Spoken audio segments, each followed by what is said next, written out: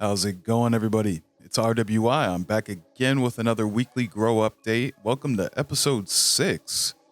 Surprised we've made it this far, but hey, let's keep it chugging. A couple updates here in the grow tent.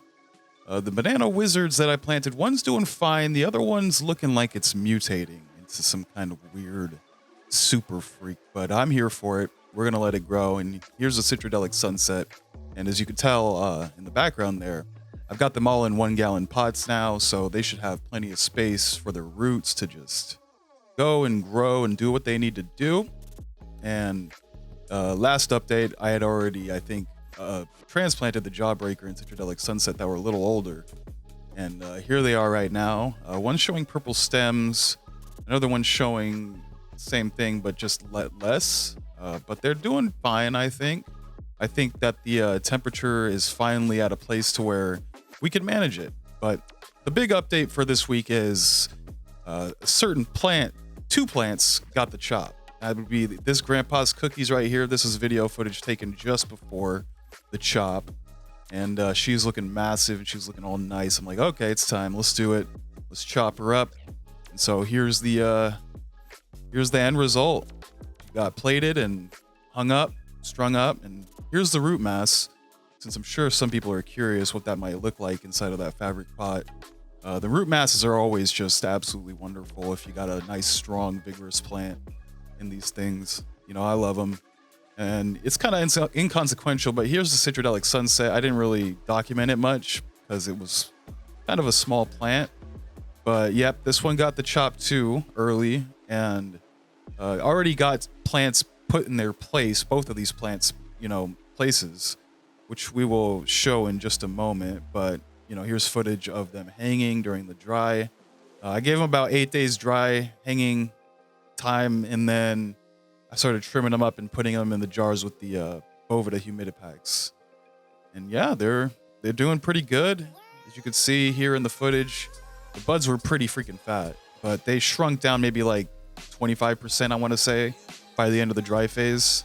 Here's what the Citradelic Sunset was looking like at the end of the dry phase, which I'm currently trimming today and just getting it finished up. This will probably be what I smoke before I start dipping into the grandpa's cookies. And here's the footage of the grandpa's cookies in the jar just curing.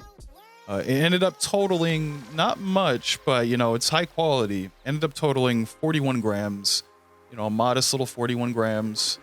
And that's going to last me a lot because I don't really smoke as much as I used to when I was a teenager. So this is going to last me a decent amount of time. Same thing with the Citradelic Sunset. But that takes us to today. So today, we've got 2 plants posted up in the flower tent. The lilac diesels that were originally in the veg tent.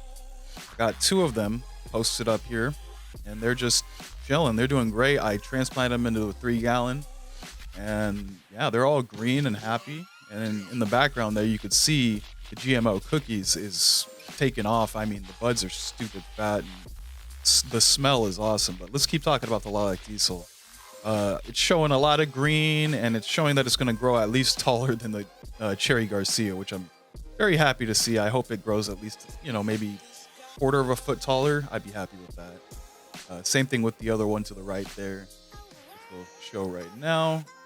It's looking pretty good. If it could just grow a little bit taller, I'd be a happy man. But I mean, I'm still happy with the tiny little shrub. As long as we're just getting plants put in its place, put in there rotationally, we're in a good place. Yep. But yeah, I'm gonna show footage of the Cherry Garcia, which I have not been maintaining much, and it was not taking too well to the extremely hot temperatures.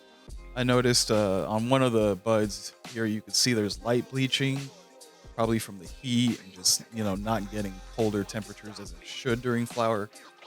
But then that takes us to the GMO cookies, which is another beast. It's not having a really much of a problem with the temps. There is a little bit of light bleaching on some leaves at the top, but other than that, it's seriously a really decent plant. I'm really happy with it. For a freebie, you can't be mad at that. That's free kush, dude. Shit. But anyways, that brings us to the next topic. I want to kind of like really maintain our veg and flower tent to be super healthy and have plenty of beneficial microbes and all that. So I'm making a little compost tea with a little air pump at the bottom. I'm using some worm root castings for it, and I'm I'm using some old underwear to filter and strain it. Hey, if it works, it works.